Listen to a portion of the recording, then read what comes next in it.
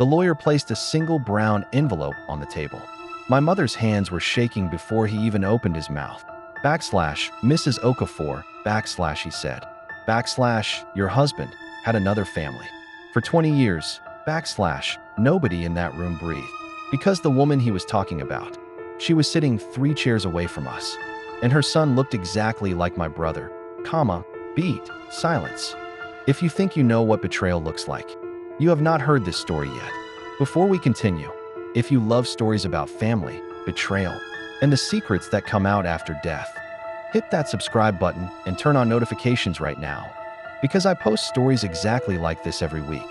Alright, let's go back to where it all began. My name is Chief Okafor. Before I tell you what happened at my father's funeral, you need to understand who my father was, or who we thought he was. Chief Emeka Okafor was a man everyone in Lagos respected. He built one of the biggest logistics companies in the Southwest. He sat on the boards of 2 banks, and he was known for one thing above all else: discipline. He woke at 5 a.m. every day of his life. He never raised his voice. He was, by every account, the perfect husband and the perfect father. My mother, Folake, married him in 1998. I was born a year later. My younger sister, Ada, came 3 years after that. We grew up in a large compound in Ikoyi, with drivers, house help, and a father who, despite his busy schedule, never missed a single one of our birthdays. That is the story I believed for 26 years. It was not true. It started on a Tuesday. My father had traveled to Port Harcourt for what he called a supplier meeting. He called my mother that night. Like always, told her he loved her, and said he would be back by Thursday. He never made it back.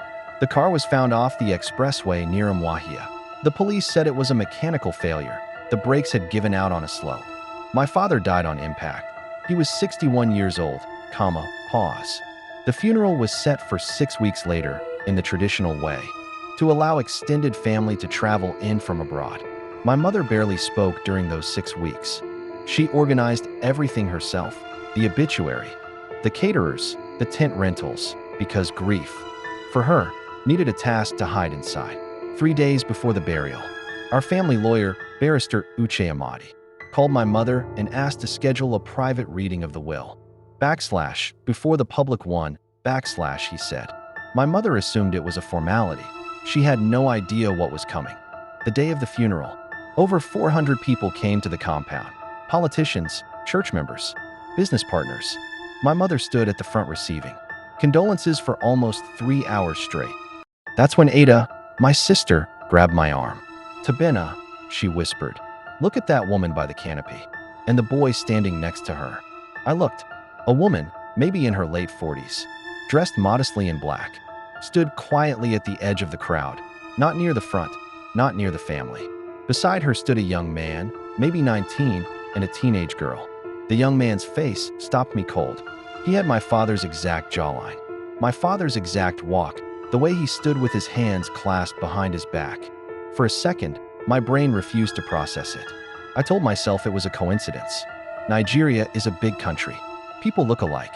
But then the woman looked directly at my mother, not with hostility, not with triumph, with something closer to grief. The same grief my own mother was carrying. I did not know it yet, but I was looking at my father's second wife, and the boy standing next to her was my father's other son. 2 days after the burial, 7 of us sat in Barrister Amadi's office. My mother, myself, Ada, and, to our shock, the woman from the funeral, along with her 2 children. My mother's voice was ice. "Barrister, why is this woman in this room?" Barrister Amadi did not answer immediately. He opened the envelope, cleared his throat, and said the words that split our family in 2. "Mrs. Folake Okafor, your husband was legally married to a second wife, under customary law, in Owerri, in the year 2006. Her name is Ngozi. They have 2 children together, Kachi, age 19, and Chidinma, age 15. Chief Okafor's will names all 4 of his children, Tabena, Ada, Kachi, and Chidinma, as equal beneficiaries of his estate."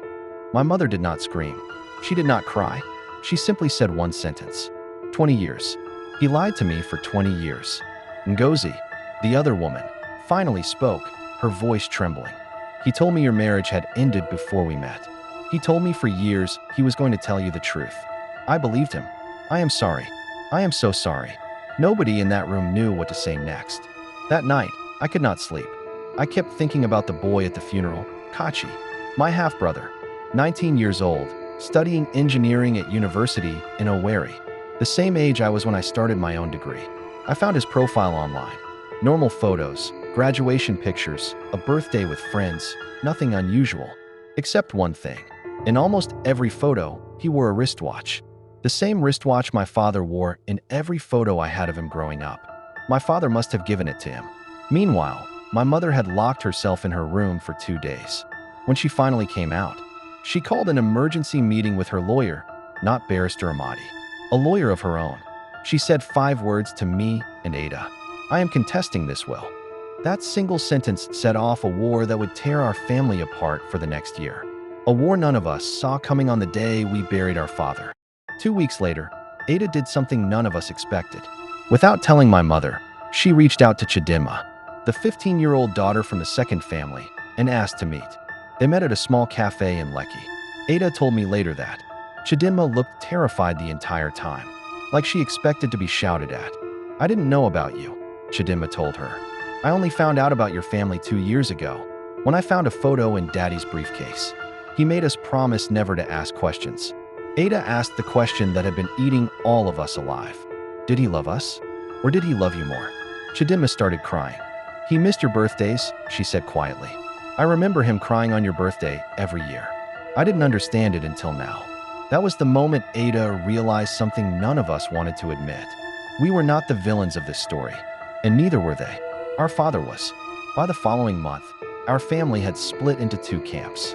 My mother's lawyers argued the customary marriage too. Ngozi was never properly registered, meaning Kachi and Chidinma had no legal claim to the estate. Ngozi's lawyers produced marriage documents, witnesses from the Owerri community, and most damaging of all, 20 years of bank transfers from my father directly to her account. The case was heading to court. I sat across from Kachi for the first time, really sitting, not glancing across a funeral tent. He looked exhausted. I don't want the company, he told me.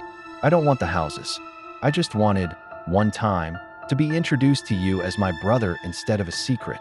I did not know how to respond to that, because somewhere between the anger and the shock, I realized I believed him. But my mother was not ready to believe anyone yet.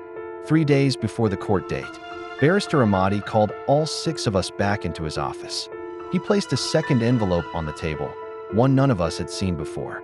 Your father left this with me 11 months before he died, he said. Instructions were clear. Only open it if this matter ever reached a courtroom.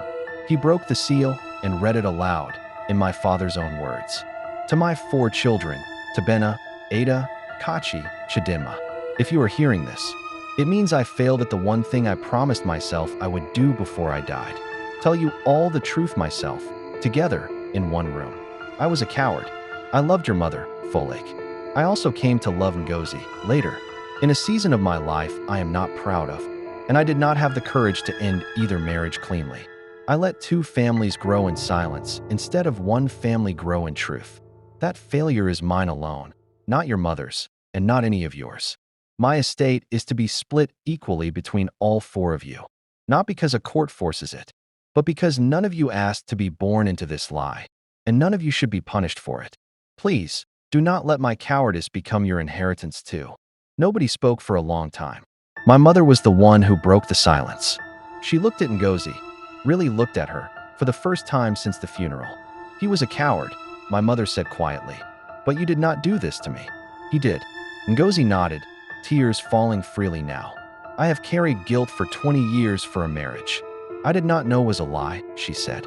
I am ready to stop carrying it today. 3 weeks later, the court case was withdrawn. Both families agreed to honor the will exactly as our father had written it. Split 4 ways, no contest. Kachi used his share to finish his engineering degree and start a small logistics firm, fittingly, in the same industry our father built his name in. Chidinma still calls Ada every week. My mother and Ngozi have not become friends, not the way people do in the movies. But they nod to each other now, at family events, without flinching. As for me, I still wear my father's wristwatch sometimes. Not because I've forgiven him. I'm not sure I have. but because Kachi has one too. And for the first time in our lives, that no longer feels like a coincidence we're ashamed of. It feels like something we actually share. That's the story of how one man's 20-year secret almost tore two families apart, and how the truth, even late, still managed to put something back together. If this story moved you, let me know in the comments who you think handled it better, Folake or Ngozi. Subscribe for more real family storytelling like this one. Hit the like button, and I will see you in the next story.